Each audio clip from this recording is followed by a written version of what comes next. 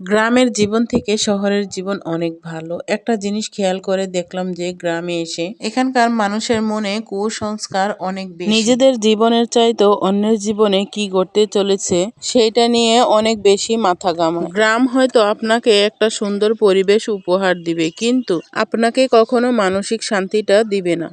এখানকার মহিলারা পরনিন্দা নিয়ে অনেক বেশি ব্যস্ত থাকে, আর পুরুষরা জায়গা জমি বিচার সালিশ এইসব নিয়েই ব্যস্ত থাকে। কার হাঁড়িতে কি রান্না হয়েছে এগুলো তারা খেয়াল করতে ভুলে যায় না।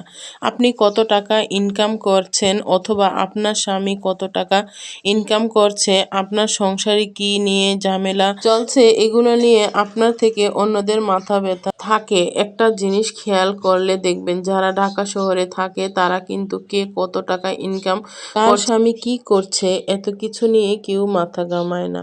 কারণ শহরের মানুষের এতটা সময় নাই যে অন্যকে নিয়ে ভাববে। কোথাও যেন পড়েছিলাম, সামর্থ্য থাকলে কখনই গ্রামে থাকা উচিত না। গ্রামে 100 বিঘা জমির মালিক হওয়ার চেয়ে শহরে বাসা ভাড়া থাকা অনেক ভালো আর অনেক সম্মানের, অনেক আরামদায়ক। এখানে বেশিরভাগ মানুষ এতটাই টক্সিক যে তারা তাদের জীবন থেকে আপনাদের জীবনে বেশি চিন্তিত। আপনার চুল বড় কেন, আপনি বোরকা পরেন না কেন, আপনার মেয়ে অনার্সে পড়ে তাকে এখনো বিয়ে দেন না কেন, 25 পেরিয়ে গেল আপনার ছেলে এখনো চাকরি করে না কেন, আপনার বন্ধু বিদেশে গিয়ে লাখ লাখ টাকা ইনকাম করছে, আপনি এখনো পড়াশোনা করতেছেন। এইসব আজগুবি আজগুবি বিষয় নিয়ে তাদের বেশি টেনশন। মাঝে মাঝে দেখবেন আপনার পরিবারও এসব বিষয় নিয়ে চিন্তিত না। গ্রামের অন্যান্য মানুষরা এসব নিয়ে একটু বেশি চিন্তিত। আরেকটা বড় পার্ট কি জানেন, এমন কোনো বাড়ি খুঁজে পাবেন না যেখানে জায়গা জমি নিয়ে বিরোধিতা নেই। এক ফ্যামিলির সাথে আরেক ফ্যামিলির সাথে ওই ফ্যামিলির কোনো না কোনো ঝগড়া লেগেই আছে।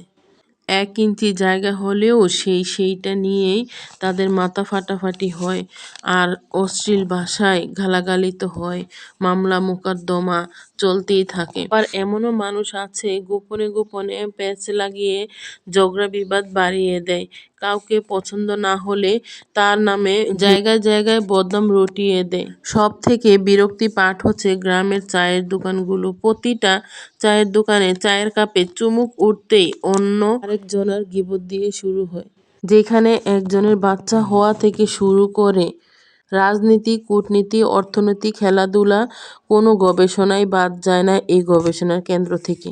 আর এই চায়ের দোকানের গবেষণা অধিকাংশই হচ্ছে গুজব। সবার মাঝখানে আবার আপনার শুভাকাঙ্ক্ষী থাকবে, আপনাকে বুঝতে চাইবে, বোঝার চেষ্টা করবে। আর এই শুভাকাঙ্ক্ষী মানুষগুলো তারা অন্যের ব্যক্তিগত জীবন নিয়ে কখনোই অত বেশি মাথা ঘামাবে না। এক কথা, ওরা মাথাই ঘামাবে না। কারণ তারা বুঝে যে কারো ব্যক্তিগত লাইফ নিয়ে হস্তক্ষেপ করা ঠিক না। তারা বুঝে না, তারা অন্যকে নিয়ে ঠিকই সমালোচনা করে। আমি আবার বলবো, সবাই এক না, সবাই একরকম না।